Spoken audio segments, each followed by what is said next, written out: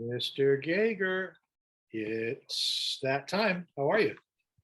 Good, good. Would you How are do? you, Dar? I'm doing good. This is the second time we've seen each other. I know, in one day. Yeah, it's almost too much Dar, not enough Tim, which is why I'm talking to Tim right now. Say it for me. Pronounce your last name. Gager. It's a five-letter word that no one pronounces correctly at first. Right on. Well, as you may or may not know, Dixon is my middle name. And I changed my stage name to Dixon because no one can say my last name, and even fewer can say my full first name. So it's Dar, it's shortened down. So And it's a nice alliteration too. truly, look at this. We're talking to an author. So I'm in a writing group. I don't know what we'd call it. I guess it would be a writing group, but it's a little bit more than that because it deals with all the aspects to writing, and probably more than any other writing group anyone's ever been in. I don't know if that's a big statement, but certainly any that I've ever been around or heard of deals with the business side of it more. And we meet early in the morning, my time, early afternoon, his time. And without further ado, I want Tim Gager to introduce himself to the audience. Hi, Please. folks. Yeah, I'm Tim Gager, and I met Dar in this writing group, and it's an amazing group because we meet daily, and sometimes we just write in that hour. It's like a writing room, but sometimes we just we kind of shoot the shit, and like we really get to know each other and get to know our writing styles and the personalities, and we talk about the business end of it, and we do critiques, and we kind of know each other's works in progress. And it's really kind of a great thing, because you can go to a writer's room, a physical room, and you're not going to knock on another writer's door and be like, hey man, can I interrupt you? Tell me about, you had a car accident the other day. Yeah, that's true. That's very true. You have written, I know of 13, but I think it was 17 you said the other day. Yes. 17 books now. 17 books, various lengths, various shapes and sizes. That includes a couple of chapbooks that don't have ISBN numbers, but the last bunch of them are, books, bookstore books, stuff that's like, it's really kind of cool to have. I would say so. That's fairly prolific. So how long since you were first a published author? My first book came out in 1999, and I remember that because I had a grand total of like 10 short stories in my lifetime, and I put them all together and I sent them out to an online publisher called Dead End Street, ironically, and my daughter was born, and I was away from the office, and I didn't have, this was days of dial-up, and I didn't have internet at home. Plus I was at the hospital because my daughter was born, and all my email was at my job. I didn't even have an email address, and I got back from 2 weeks paternity leave and be like, congratulations, your book was accepted.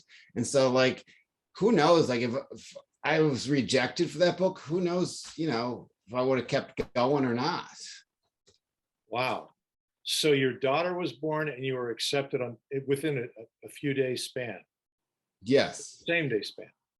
Yeah. And like, there's a lot of really weird coincidences. And, I think that my writing career, and, we were talking about art as life is art and art is life. Like, my life and my writing career have been very, very lucky. I've been very lucky in my life.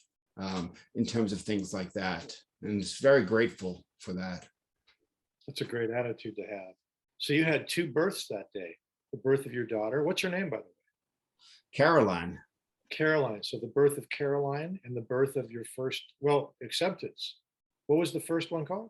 Or is the first one called? First one's called The Damn Middle, because the publisher gave it that name. It's called, actually the full title is The Damn Middle, Life in a Drunken Slumber. And the publisher gave it that name because he was like, I don't know if these stories have ends to them, so we'll just call it The Damn Middle.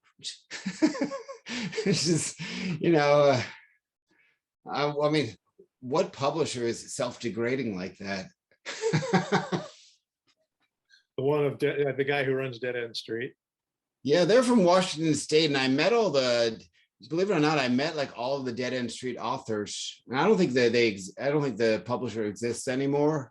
Okay. But I met all their authors in Baltimore, and Dead End Street was going to be strictly an ebook type of outlet. And they, the ebooks were kind of new, and like, there were no Kindles and no device. Oh, there was a reading device. It was like the size of a newspaper, Yeah. And we went out, and I actually talked them into their first print on demand book. I said, look, this was my attitude. Look, in 1999, my friends say the ebooks will never make it and they're bullshit. So look, my next book I'm giving you, I want you to do a print version of it. And he said, yes. I've got demands to make, damn it. I got a 10-story ebook under my belt, and now I'm going to make some demands. Tremendous. That cocky son of a bitch back then, Jesus. Who isn't when you're young, right? When you're first getting started. Exactly. And it's kind of, there's that fine line, I think, for being a male in society. What gets reinforced, like men, you must have confidence, and women like men with confidence. But there's that fine line between like being confident and being an asshole. There's a real fine line there. That's interesting you bring that up. Yeah, that you touch on certainly a hot topic these days, more so than ever. But yeah, what guys don't learn, and you tell me if you find this to be true. Let me rephrase that. I believe the thing that causes guys to be arrogant and cocky when they're doing what they've been told to do all their life is big boys don't cry, and be aggressive and be confident, right? You can be incredibly confident and never put your foot on the gas, metaphorically, ever. And I think too often that's seen by a lot of men to be a sign of weakness. And in reality, it's not. And I think it's just born out of naivete and youth most of the time. Yeah, I mean, I try to evolve as much as I can. And, obviously, there's far from perfect. But, I realize that times are changing. But like, men still reinforce men's behavior, and a lot of women still reinforce men's behavior. And it's like, I don't even know if I really want to get into like the whole sensitive guy thing. Being a sensitive guy it's sort of valued in society the same way like let's have mental health awareness is valued in society. But when push comes to shove, like the sensitive guy gets pushed away, and the mentally ill person on the train gets pushed away. It's not, no one's kind of like, dude, I accept you. Or if your uncle's schizophrenic, he's not getting invited to the Christmas party. I'm sorry, and it sucks. True. That's true. We don't have to go down that path. I will say, since as we're taping this, 2 nights ago, Dave Chappelle did a big show at the Hollywood Bowl and was attacked by a young brother, tackled. And he had a weapon, a plastic gun with a knife in it. And he was beaten pretty badly. They dislocated his arm, his elbows, and his hands. Bad scene. But the point to the point you just made, the DA, the Los Angeles DA, is not going to press charges, and the reason behind it is because he's mentally ill, and it doesn't really serve a purpose to throw a mentally ill person into the Department of Corrections and go down that path. There are better ways to do it. Anyway, so your first book, The Damn Middle, is clearly about your path to sobriety and what happened shortly thereafter, I would imagine, right? Actually, it was glorifying pre-sobriety. Nice. Glorifying in a way that Bukowski would glorify it. And that was a big influence. And it wasn't until 11 years later that I got sober. There was some really rough times between 1999 and 2010, for sure. Wow. Okay, so you were still drinking pretty heavily when you wrote the first. Yeah, and I could say that 11 years before my sobriety, it stopped being fun. Yeah, there were some good times. Like I don't buy that, like, you know, it's bad times constantly, but yeah, there is some bottoms and there's definitely some ups and downs, and suddenly the downs are more than the ups, and suddenly the ups are very minimal. And you know, you wake up one day and your life isn't what you want it to be. Yeah, yeah, I can relate. I never had, like I'd mentioned before, I never had a problem with alcoholic. I would binge drink. Uh, my preferred thing was pot. Just love to smoke pot. But you know, I mean, I'm not anti-alcohol. If people can do it and, you know, not ruin their lives, that's awesome. sure. People that want to, that are having problems, that want to change, like, you know, there is a way for them to do that. There is a solution to all of that. So like, you know, it's kind of a win-win if you think about it. It's just those people that are kind of stuck in the damn middle, as you say. Hey, hey, hey! Sounds like the title to a book. The So damn middle part due. you I know you do a lot of poetry as well. Have you published a book on poetry or? Yeah, I have eight published poetry books, and using the business methods that we learned in our writing group. My last book of poetry was like a #1 bestseller on Amazon in like 8 categories, and like, you know, you learn some new tricks, that's for sure. What was the last poetry book title? It was called 2020 Poems, and it came out in early 2021, and all of the poems in it were written from the time after my mother died in December 2019 until the full year of 2020. So there was a lot of introspection about the pandemic and the early pandemic and how it was handled, and what it's like to be a human being in isolation and forced isolation and being reinforced to isolate. And I mean, personally, I kind of love being isolated. Really? I Did- kind of loved working from home. I really love my house. I like living by myself, and you know, that's just great. Like, you know, my job didn't end. I worked 5 days a week, 40 hours a week from my house, and I got like, you know, I got so much more done because the 15 or 20 hours a week I was in my car, I no longer had, you know, I was able to actually sit down and do work, and I could meet up with people on Zoom, and I could have meetings on Zoom, and like, you know, God, it's great. Yeah, yeah. It's interesting. You touched on the loneliness part of it, the isolation, or did you not say loneliness? Did I just throw that in there?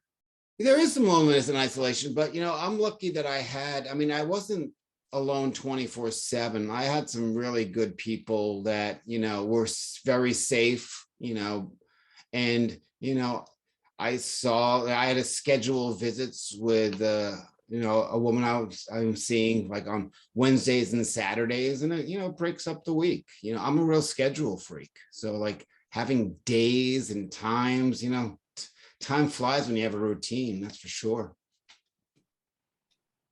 Interesting. Yeah, it definitely does. It definitely does. So I want to ask you, what did you take away from the shutdown before the vaccines rolled out, where we were all staying put, or most of us were staying put and only going out when absolutely necessary, and then people were wearing gloves and masks and all kind of stuff. What did you learn in that? Did you learn anything? What did you notice? During that, it's kind of, there's a weird evolution what was going on. The people that were shouting down the science, I think, eventually won. But in a way, the science's job and medical models' job and insurance companies' jobs are to make things as safe as humanly possible. And I'm kind of a no risk guy, so I you know, I'd go along with that. Like if there's 0% chance that I get COVID when COVID was really bad and people were in hospitals dying, you know, I don't want to. I mean, I know that's still happening, but not the way it was. So I'm perfectly on board with 0% chance of that. And But, as it evolved and the way it is now, we're just kind of like, it's the individual's responsibility whether they can stay safe or not. What about I know you said you like the isolation part of it. Did you notice anything reflective in society, human nature, or anything about everyone or everyone's reaction, or the including but not limited to, like, the party line, so to speak, that gets repeated endlessly on television and the internet and radio and whatever other avenues there are out there? Yeah, I mean, I think in general, if I want to make a broad generalization, having people in isolation is not healthy for society. I mean, that's all there is to it. People don't like it. People don't like being told what to, bottom line is people don't like to be told what to do either. You combine that and you have a lot of angry people. If you're angry enough to start shutting down science and, like, in this day and age with social media, everyone has opinions. So, like, you feel that, like Dr. Fauci, there's a 50-50 split, and like everything seems like a 50-50 split. And, like, the whole polarization, like, I want to be with my peeps and fuck everybody else. And it's really, it's very explosive. Yeah, I agree. I think, one thing I saw, you just reminded me, was it was, for me, it was unavoidable. I couldn't ignore it any longer, and it was right. It was in my awareness, like front and center. We're social creatures. And when there's not a social interaction with another human being, I live with my wife, so, we see each other, but, you start to just, Yeah. God, I'm sick of seeing your face type thing. So, but let's put that aside for a second. It's not always like that. I'm just saying. That started to kind of turn up the heat on this thing that you're talking about, which was disinformation and the anti-science angle. And, Fauci doesn't know what he's talking about. Big Pharma is putting microchips or whatever other nonsense people were saying. I think that was all born out of that. And also, there's still the follow the money aspect too. We're going to create a narrative so we can open up the businesses again, because businesses were suffering. So there's a lot of desperation involved with that too. Right, true. And I always thought, well, yeah, there's of course, yeah, you do have to have commerce, and businesses are suffering. But if there are no people, or if we lose scads of people and infect scads more, I don't know what business is going to be running, or what there's going to be to who's going to buy anything, right? I don't know. Anyway, we're not making about the COVID thing. I think the long-term effects of this are going to be probably felt for 3 decades or more, because no one knows what the long-term effects on the body are. But yeah, I mean, it's got to be around forever at this point. But I'll just hope that the new strands and mutations of it are following. They're deciding to follow the course that they're following right now.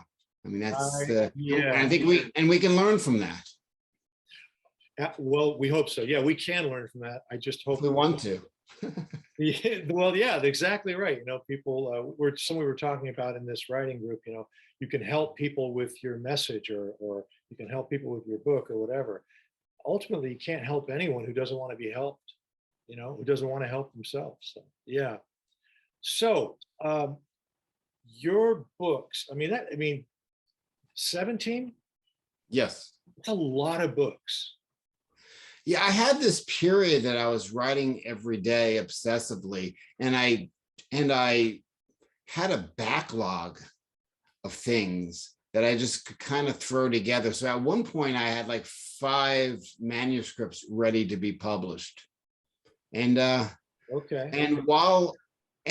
I've learned about, like, the lag, like when a book gets accepted for publication, there's a lag between the time it gets accepted and the time that it's actually out. And then when it's out, there's all kinds of promotion that you have to do. So I've sort of learned that when I have writing time during that cycle, and that allows me to, like, I blink my eyes and I go through my files, and it's like, wow, I've got I've written 40 pieces of flash fiction and 80 poems in the past year during a time that a book's being launched. So, then you have the next one.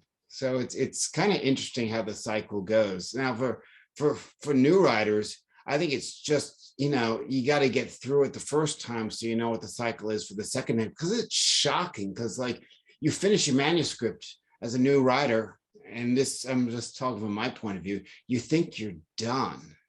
And you know, my latest book, Joe the Salamander, was done quote unquote 4 years ago, and it's just coming out now. So yeah, I mean, I spent 2 years looking for a literary agent because I really believed in this book, but literary agents didn't believe that it could make any money.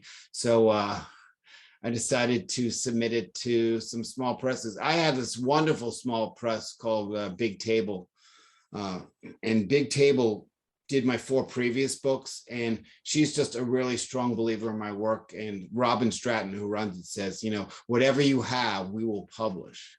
And so, of course, the pig-headed, strong-headed person and the ego-driven person that I sometimes am was like, well, I want to see if, you know, Joe the Salamander is any good. I'm going to, you know, go through the phase of acceptance and rejection and see if it's like somebody outside of Robin Stratton will believe in my work. You know, we all feel like we're imposters. I wanted to feel like, you know, I don't want a free pass. I want the challenge that I can still do this. Sure, sure. And how long did that take you? 2 years?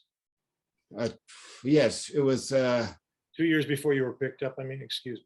Yeah, then I was picked up, and it takes another, you know, and a good publisher is going to want their revisions. They're going to want their edits. They're going to want to do some planning with you. There's the cover. There's the, like, people think that like they edit it, you look at it, and it's a go. No, sometimes a accepted manuscript goes back and forth 10 times. Like, we want you to read this again and tell us what you think. See if you, and you know, that's the best thing, because I will catch something every time. I'm sure even with the finished product, I will catch something. But this is a pretty clean book. Like I do a literary series every Friday, and I've been reading this book 2 pages at a time every Friday night at this series. So I'm on page 200 of it now after 2 years. And you know what? I'm confident that it's a good book. And I don't mean that to sound like conceited. There are books that I've put out that I don't believe they're good, but they're not like really good, especially the early ones. I was just going to say, do you think that's just a part of the evolution of Tim Gager, the author and artist? It's the evolution of any artist. You do anything for nearly every day of the week for 20 years in the creative span, you can't help but getting better. You absorb information. I absorb some of the things you say in writing group, and you evolve. Any artist will evolve just by doing it. There's that whole, what is it, the 10,000 hour theory. You do anything for 10,000 hours, you can master it. I don't necessarily believe that. My father was an engineer. I don't think he could master drawing anything past a stick figure in 10,000 hours. Did he try that? Yeah, the most hilarious thing during family game night was having my father on my team for Pictionary. There was no way we were going to guess anything he was drawing. Just pure caveman, right? Actually, you're probably better, huh? Or like non-creative engineering logic, like I understand. Yeah, It's a different creativity. Yeah, like he's drawing Doppler radar effects to describe bats instead of drawing a bat. Made total sense to him. Yeah. My father is an engineer, and so I remember one time I said that you're creative. You're creative, Dad. He goes, no, I'm not. Like, of course you are. Everyone is. Everyone's creative. And I tried to walk down the path with him, but it feels like he's got I've got to be logic and I've got to be rational blinders on, and just won't drop them so you can see, the bigger picture. Yeah. I mean, I could, if I went to a basketball court and practice 100 free throws a day, I could probably shoot 80%, but I could never play for the Celtics. And that's the difference. Nor should you. Yeah, I don't know if I'm a Lakers fan, but they wouldn't want me, and good for that. Good for them. No, duly noted. Yeah, it's true. I don't know about the 10,000 hours. Part of me thinks Malcolm Gladwell, I love the way he approaches his writing and the way he writes and his books. I think he's a great writer and interesting thinker. Part of me thinks he just put that in there because it's a great hook. 10,000 hours, and people jumped on it and ran with it, and that got repeated endlessly. And now I keep hearing people say, I don't think that's actually accurate. I don't, who the hell knows? Yeah, he wasn't using science. He picked a nice round number, like like the tidy bowl man. 10,000 hours right now. Exactly. Yeah, but wait, with 10,000 hours, yeah. With 5 more hours, you can master. That's it. The gods. You only got 9,995 hours. Oh, it's not going to work. For $19.99, we'll give you an additional 5 hours. Put down an extra $5 and you'll get an extra 10,000 hours. Just for the cost of shipping. Just pay for the shipping. Jesus God. I know a guy, he lives out here, who's the king of the infomercials. And it was so interesting when I met him. He's nothing like what you would imagine a producer of some of the most successful infomercials on television would be at all. It's like the sweetest, nicest guy, very artistic and very creative in his approach, but obviously he's got a great business sense too.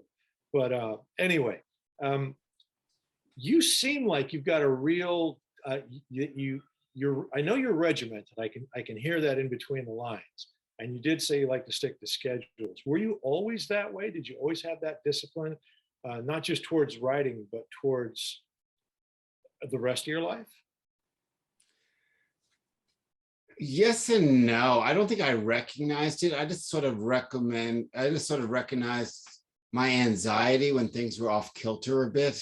And I think that this is sort of like a shaping and a molding that I kind of know where my sweet spots are. But it's not as crazy. I'm not as crazy as it used to be. Like I used to have to do laundry every Wednesday. Like that was it. Now it's kind of like, I'll do it whenever, or actually, yeah, well, there were some crazy things. After I run, I do colors because I throw my running clothes in and I do a load of laundry. So we still do some things, but like I used to have really strong days of the week regimentation, like food shopping on Saturdays, this and that. And I don't really do that anymore. I kind of know, I've got a bigger picture of life. I don't think I really knew how to live when I had needed that much more control. That's interesting. When did that realization come up for you? I think my sobriety helped that. That's for sure. Like it allowed me to have more time in my life. It allowed me to be calmer in my life. Like I wasn't running around. I didn't have various crazy nights during the week. Like, and some nights would kind of go off the rails. And, like I was really, really like thirsting for that control because my life was so out of control. Was that one of the mechanisms that kind of helped you steer the ship to a more kind of balanced, you're not too far this way, you're not too far that way? Yeah, like it's definitely a learning situation, like I learned that there was a big gray area in life. I was brought up and I just believed everything like it's either good or bad, black or white, evil or okay. There was nothing in the middle. And like, I just wanted to make those conclusions. She's a good person. She's not a good person. He's a good person. I like him. I don't like him. And like, I needed to have an opinion. I need to express it at all times. And like, it turns out there's a lot of gray area. If I don't act upon something, it will resolve itself. And I don't have to, like, I'm not that important. Like, it's all self-importance. I'm not that important. Things can go on and go on its own. I don't have to have an opinion. and yet you are terribly important. Well, as they say, I am oh Lord, I'm gonna blow the slogan. I'm not much, but all I think about is me. I didn't mean it. I didn't mean it that way, but yeah, right. I ain't much, yeah, ain't much, but I'm not okay. But you know, seriously, that's that gray area, and it's kind of it's the flip side of the same coin. As important as you think you are, you flip it over, you're not that important, man. Yeah. And like even with art, like I can't live and die on various books or various stories. You know, I just put them out. I like to put them out. I like to see my work out there. I like the whole delusions that, like, you know, this weird competition amongst writers, especially I think in the Northeast here, that like you have to step over, you have to be like, you know, number 9, you have to be on this list, and like, you know, you're competing with other writers to get a spotlight or to get a peg or to get the cookie or whatnot. And you know what, if people like my writing, they'll buy the book. And like, I'm not in competition with other writers. No. Like, good for them. And put out as much wonderful stuff, or put out some stuff that might not be wonderful. Just do it because you love it. That, I mean, ultimately, otherwise, you know, I don't know why you're bothering to create your art, because that's what writing is, you know, at the end of the day.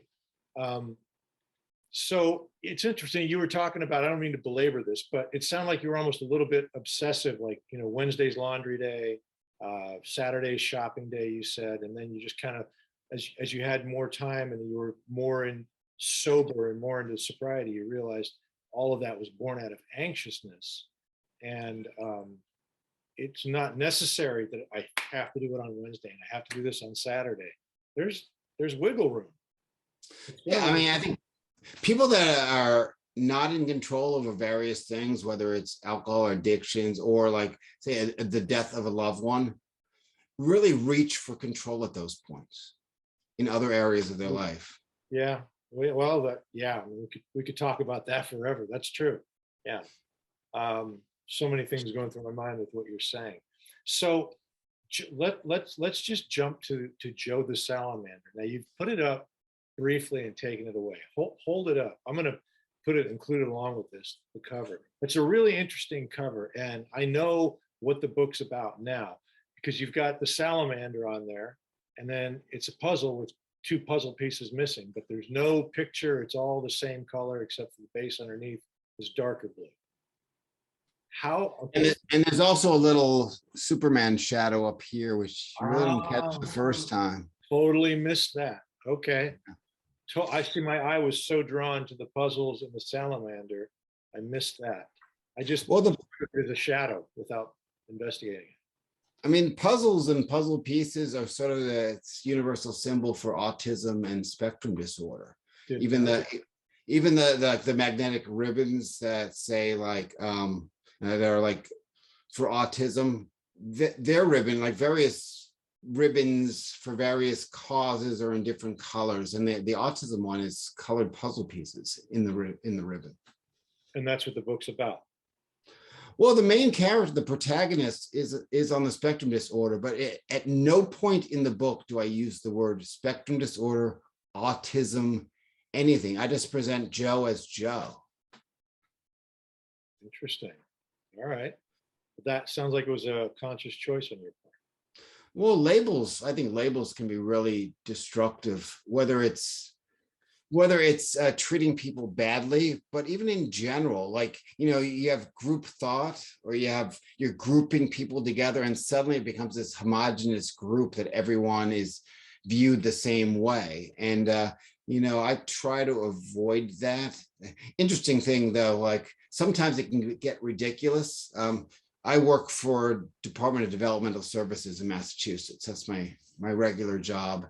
And at one point, it was called the Department of Mental Retardation. And we all know that that's not a good word. It's not a good thing to call a state department. So in the renaming process, to avoid labels, somebody came up with, this was actually in the running, Department of Individuals. Now, say you have say you have a child that needs services. There's no way you're going to Google Department of Individuals and find services that way. I know what we'll call it, the Department of Individuals. Yeah, that's wicked. Yes. And we can no fucking labels. And no fucking labels there. You're an individual, any kind. Wow. The Department of Donkeys. It was really called the Department of. That was on the table. That was on the table. We heard that through the grapevine. And no, but I'm saying before it was called the Department of Retarded. Department of Mental Retardation, and it was called that, I believe, until like in the early 2000s. I still don't have a problem with the word. I understand it. I think I'm retarded. But I think it's the people that have and the parents of those that have that object to it. The funny thing is, it's so interesting. One of my oldest friends has got 2 developmentally challenged sons, and it's just such a non-issue. I don't know. It's really, I don't know. That's a whole other conversation. But yeah, don't say that word, because then you'll have said that word. I'm leaving the gray area wide open. You like that? Yeah, well, again, it's the evolution of language. And here's the evolution of language. I had the chance to go look at old records once during my free time. And it wasn't like, it was pretty harsh. Like the official forms were like, use the words like mongoloid, idiot, imbecile. Like, and these are official records. So, I mean, we've come a little far. So I think that's part of, changing the title of my department is part of that evolution. And you know what? That's a good thing. No, it is. It is. I've got a friend who calls me a mongoloid all the time. I'm wholly inappropriate, and I'm surrounded by people who are inappropriate, and I'm okay with that. Well, I think that there needs to be a line about what is mean-spirited and what is hateful and what isn't. I mean, but you are right. I just want to clue anyone listening in right now. Tim works in social services, like he said. So necessarily, you're hyper aware of this, and you deal with it. You're a professional. Yeah, but life as art, correct? If I didn't have my professional background, I would not be able to write a character like Joe, because I've experienced many Joes. And I really kind of hope that the book, I was kind of worried. And I don't know, there was an article in the New York Times about what culturally you can write about as a writer of, me as a cis white man. What can I write about? And it made me reflect. But when I finished Joe, I sent the manuscript to some parents of people with that disability. I had people with that disability that were able to read it. And it turns out that the publisher at Golden Antelope Press, their reader of manuscripts was on the spectrum. And so they accepted the book because of his recommendation. So I feel kind of good about how Joe is portrayed and how the explanation of his behaviors are more about sensory issues and the inability to deal with them, much like my inability to not do laundry on a certain day is, if you think about it, it's sort of like, being on a spectrum is sort of turbo sensory, like our sensory stuff, like here in Massachusetts, the first day you put on a wool sweater, it's scratchier than usual. And by the end of the winter, you get kind of used to it.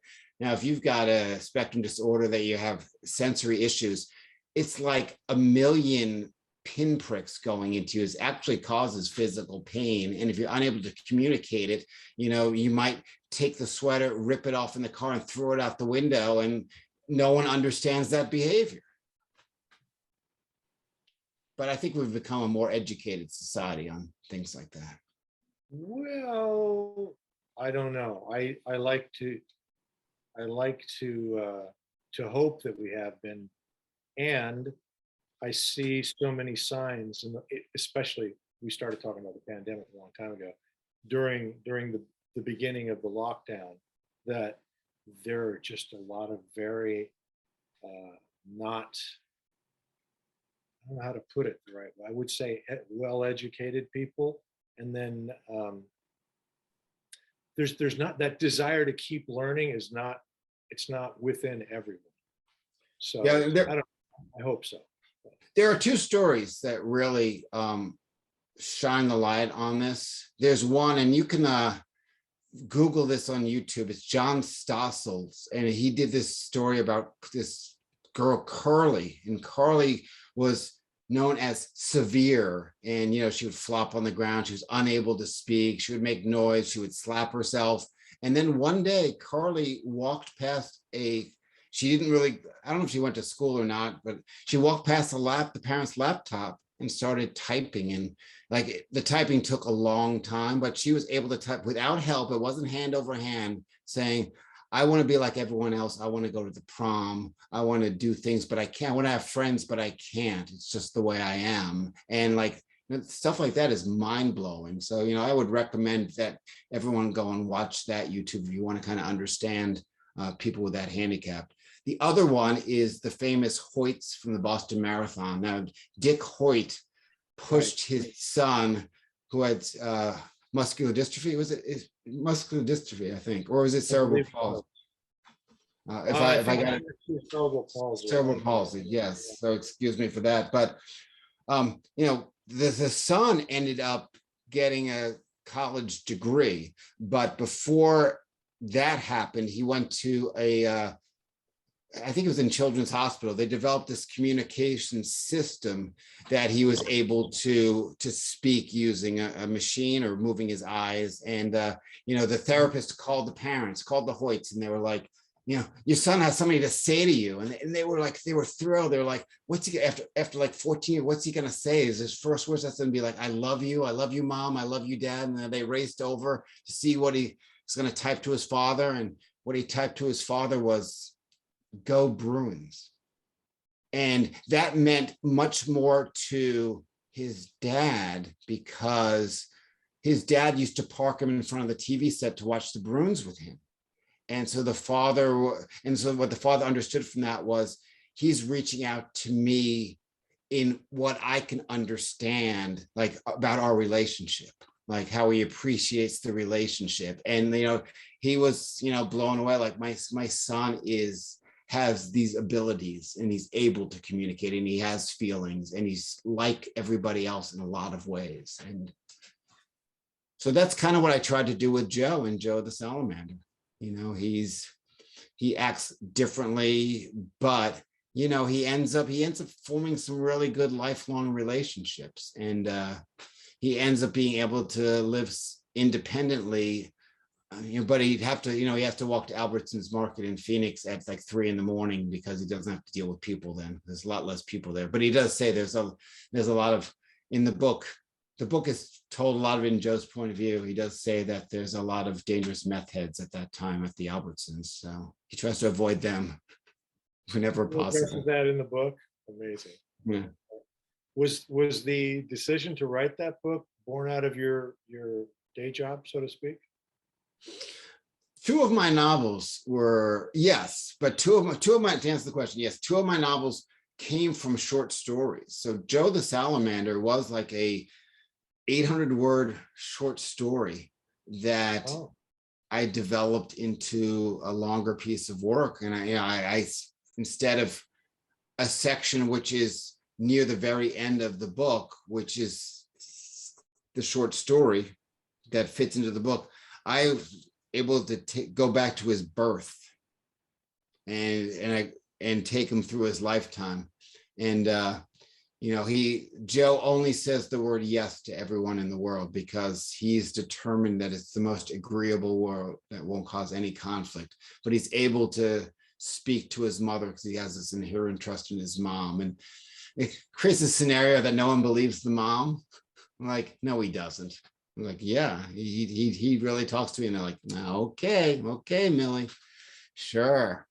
And that was and the other thing too was when he was born, he didn't cry, so they kept him in the hospital because crying was in Joe's. And we again go into Joe's mind as an infant. crying causes conflict, and he wanted to be good and fit in. And it takes the hospital staff to use a needle to make him cry, and then he doesn't stop crying. He goes home and he's crying for weeks. But sensitivity to yeah. physical situation. Okay.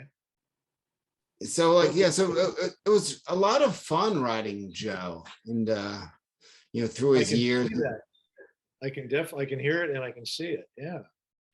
What started what so it was the short story and then it went off of that. And that's not how most of your books are, you're saying?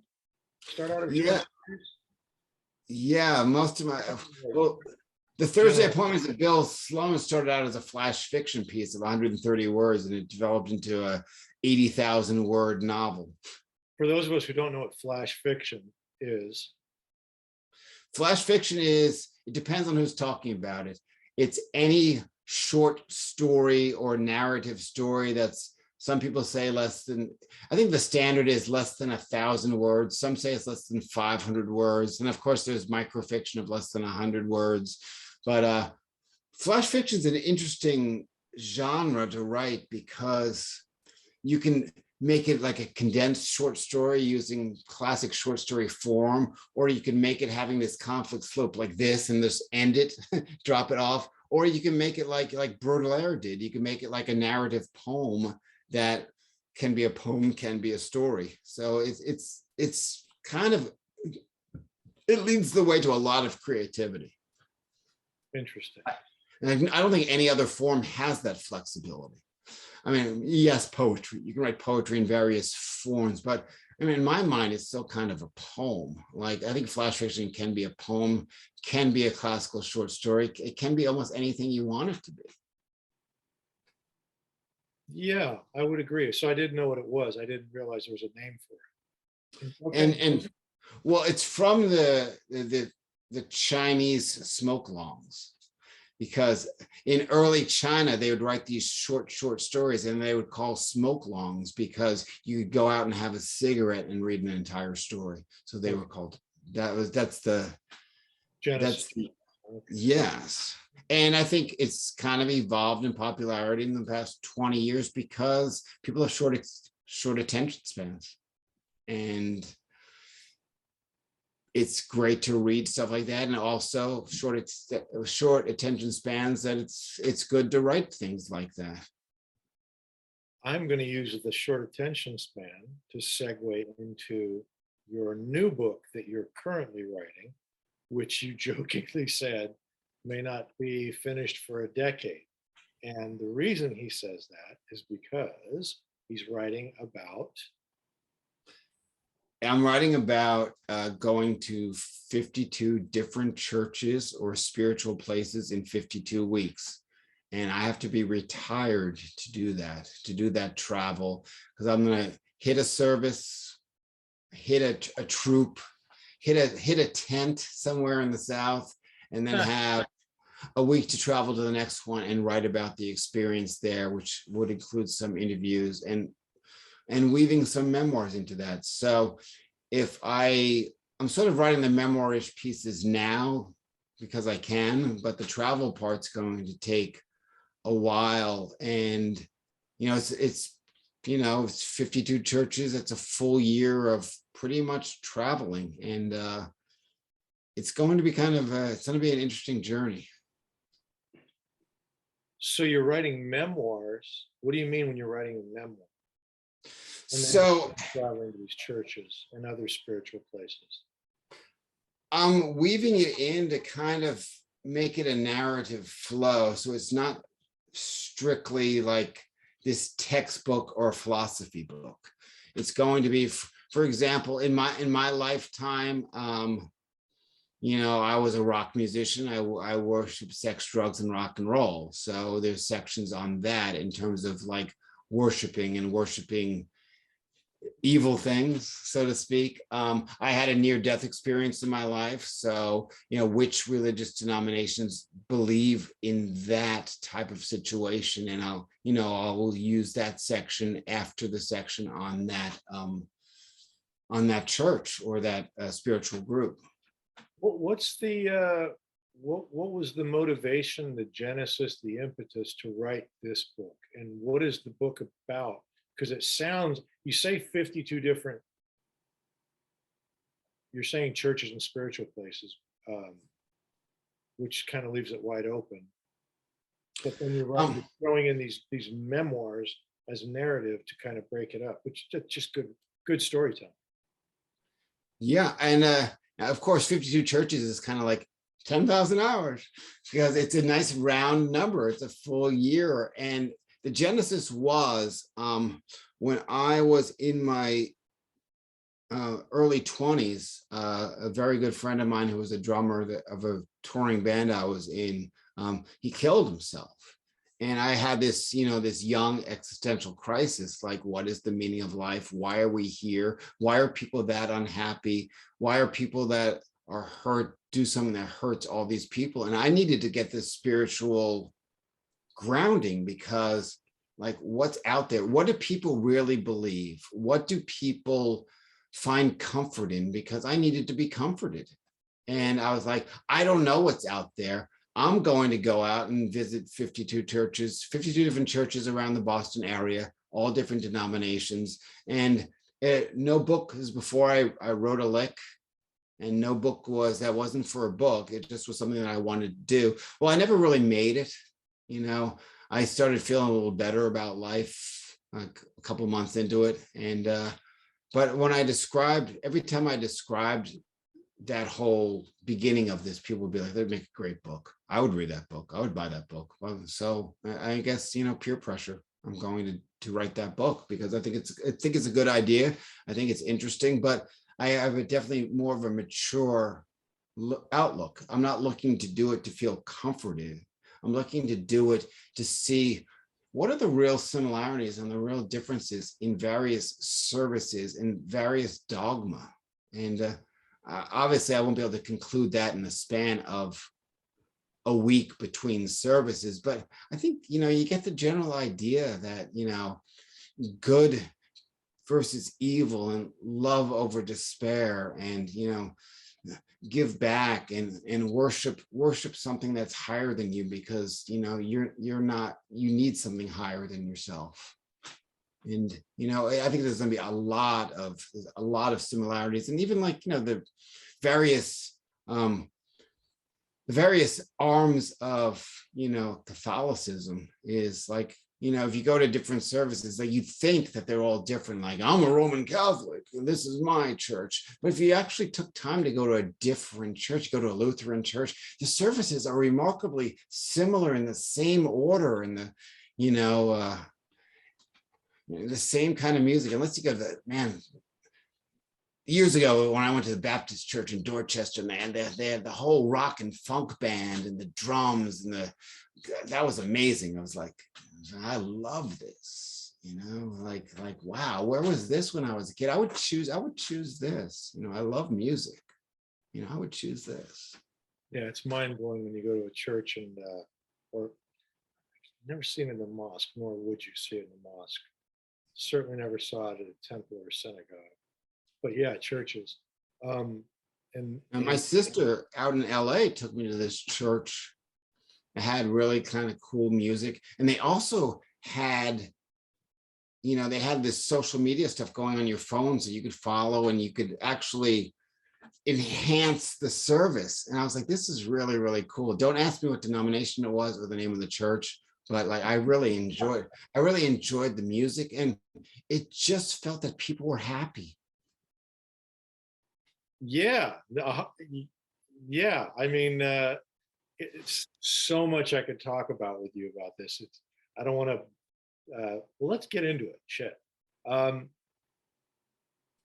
the first thing I thought when you brought this up earlier today in the writing group was that he's saying something similar to another author, um, Robert Greene, quite prolific Robert.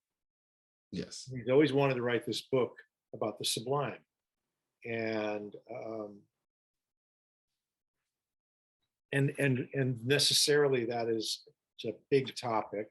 And most people, and myself included, he corrected, I forget who he was talking about it in some interview, and the guy who was questioning Robert Greene said, "Oh, yeah, sublime means something that's just beyond the world." He goes, "Oh, no, no, no, it's not that. It's in between, kind of like," and I'm paraphrasing here, "a heaven and a hell." Anyway, he's writing this book. He's been wanting to write it for probably the better part of his life. And he said only now does he feel like he can actually service the topic matter in a way that it deserves. And it sounds like the same thing for you. Although you're saying it's about traveling around, I get the feeling it's less about that. It's more about who Tim has become now. Yeah, and the travel part is, it won't be like a travel story. It's definitely going to be my take on things. But like, I mean, look at like, so here's my take on things. We can go straight to the religion part and the overthrowing of potentially Roe versus Wade, and we can talk about what is a sin and what isn't a sin, and what's going to make you go to heaven and what's going to make you go to hell, and is it what, and so like, and how people manipulate that in order to do political things. I mean, I know for a fact that not every politician is this angelic religious zealot, but they know they're going to get votes if they jump to a side. And it's so dangerous. Yeah. I don't, personally, I don't even know what that means, going to heaven, going to hell. Because I told you, and I'll mention it again here. I did a similar thing after I'd gotten out of, it was actually before I got involved in the cult. Be careful, you might end up in a cult. Just kidding. I wanted to know why you'd said this was a part of your reason for doing it. Why is there so much suffering? Where do people find comfort, et cetera, et cetera? And my thing was like, well, why are we here? What's the point of this? I'm looking around and seeing very few people having a great time when they get older. And most of the people just kind of miserable the older we get. And I want to get older because I want to be able to do whatever I want to do when I want to do it. This is the little kid talking. But God, it looks like it's a pretty shite deal when you get older. And so I would go, when it started my early 20s, I'd say. Went to every church and synagogue and mosque and temple and tent revival and fire jumping. And I mean, you name it. Psychics, spiritualists, whatever, right? And I would ask questions. And to the person, no one ever gave an answer that really was much different than the one that, I could go to the Christian and they would say whatever they say. Then I could go to the palm reader and the palm reader would just say a different version of what the Christian had said. And similarly, so did the mullah, and so did the rabbi. They may never see that, but I mean, I saw that. And anyway, I think it's fascinating. And are you only going to stay in Massachusetts? And it's no. Oh, okay. No, I want to go to the revival tents. I want to go to the people that worship the hot coal walkers. I want to go down south to the snake handlers. I want to go to a service with a Scientologist, but I also want to leave that really quick. I want to leave that service. The same day. Man. The only service they have is hanging on to the tin cans and the e-meter, the clearings. In my early exposure, I remember going to the Hare Krishnas once when I was in college, because I was a starving college student, and they offered free dinner on Sundays. So right. me and my band guys would go there for their very healthy dinners, but they wouldn't serve dinner to be like until like you got your message. They gave you their message, and so like my friend was the bass player, he was a real wise ass, and his pat response was, he'd be like, "Yo, man, that's really cool. What are we gonna eat?" He's like, That- he's trying to hurry them along. well, I mean, and you know, the Hare Krishnas know that. I went and visited the Hare Krishnas too. Um, yeah, they do that. It's a trip. Yeah, it's like the timeshare. Like you get a It's steak totally dinner, but a we're going to sell you timeshare. timeshare.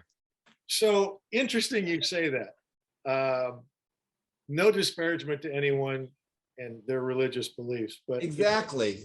if you dare to investigate further and look behind the curtain and see who's operating the controls, and you'll see the little wizards only this big. Every single religious institution is largely a real estate holding company. That's largely what they are. So it's hilarious to me that you said a timeshare presentation, because that's exactly what it is. A timeshare presentation, same thing. Hey, you can come have a vacation. You just have to promise to sit down for a 2.5 hour high pressure sales pitch. They don't say it that way. Yeah, I mean, again, we're not disparaging any religion. If someone can go somewhere and feel better and feel they're in a community and feel that they're loved and they can take that into themselves, that's great, you know? Yeah. But what you were saying about the elderly, right? So we got all these religions, all of them. They're like, take care of the less fortunate, donate, treat people the way you want to treat yourself. And then we all get old in this country and we don't have health insurance. And we're pretty much, the real old. I mean, I watched the places that my mother, my father, their last places, and there were just sort of people basically rotting in there. So like, it's not only do we not really respect the elderly like they do in various countries, we just want them to go away, or we don't care. Like we pretend we care. You know, there's this nice nursing facility, but they pay all their workers minimum wage and there's not enough workers. And the people that have to be there don't have good support there. And, you know, like the people that talk about doing the right thing and the quote holy rollers, you must act in a certain way and do a certain thing. You know what? Like, instead of preventing people from having their rights they've had for 50 years, go volunteer time at a nursing home and like take care of someone, make them feel good. You know, like I do get it, unfortunately. And I mean, I don't want to sound like cynical, but I think some of my cynicism, I'm going to try to reel it back. You don't sound cynical. I'm sorry to interrupt you. You do not sound cynical. You never sounded more clear about it. Okay, I mean, I want to, can be happy about everything, I guess, but no, I don't know. I mean, you can choose to do whatever you want. I didn't mean to interrupt you. Damn it, I wish I kept my mouth shut. Yeah, I mean, it rolls to like, you know, religion is now politics, and we're against socialism, and socialism is this bad word, liberalism is this bad word. But meanwhile, we've got shitty healthcare. And other countries, and we pay more, believe it or not, we pay more taxes than most countries, if not nearly all of the countries that offer free healthcare. So where does our tax money go? There needs to be an investigation. 2020 and Dateline needs to get involved in this so people will believe what's happening. Not going to happen. I wish it would. That's just, that's not going to happen. It's so interesting that the word, you said it twice, and then you said liberal, but socialism. The workers control the means of production. That is socialism. Yes. There's nowhere in this country where the workers control the means of production. It's quite the opposite. So whoever's listening to this, please go have a Coke and a smile, or a glass of water, or a cigarette if that's your preference. Just relax. It's not. And don't be manipulated by fear. We're not going to become a socialist country. We might become a more fair country. The workers had some more control. We might have a middle class again. We might be able to retire with money that you can leave your children. We might have a better life. We might have better health care. And there's nothing wrong with that. Well, gee, maybe the price of Amazon will go up 25% because of various things or whatnot. But you know what? People will have better lives.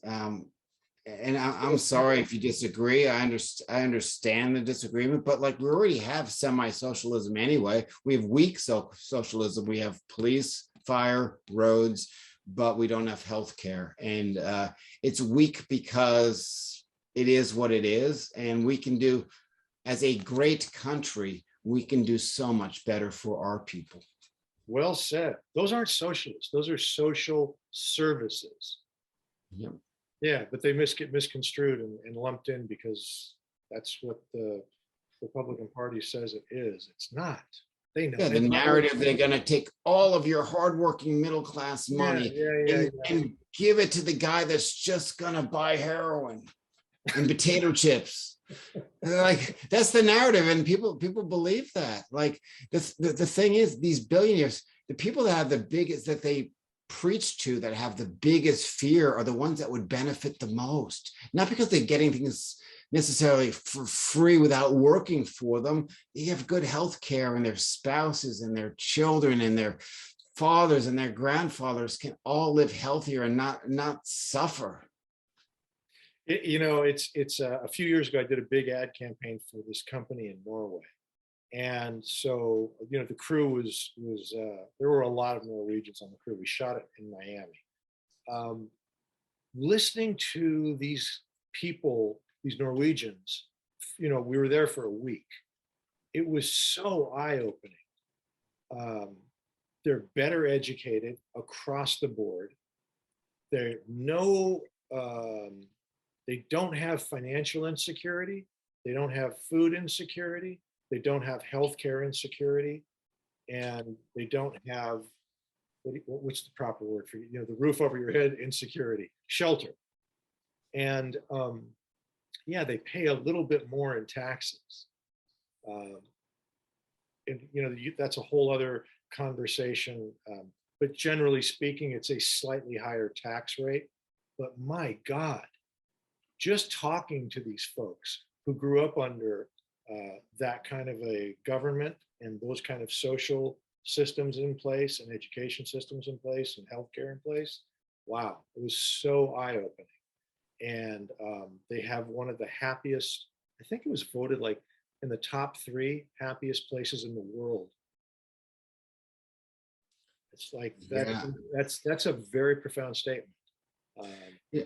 And it's amazing too that the narrative, and again, people believe what's being fed them in various news organizations, quote news organizations, and I'm talking about both of them. I'm talking about both sides. Sure. But suddenly, being smart is bad, being educated is bad, being science is bad, the vaccine is bad. It's really, really like dangerous, and the thing is, these people that are giving you this information aren't giving you that information to give you information. They're doing it because it makes money. Excuse me. And they know, and that's true. And they know what they're saying is patently false and completely absurd. And because it makes money and feeds the base of the voters they want to get to stay in power, the beat goes on. Yeah, all of these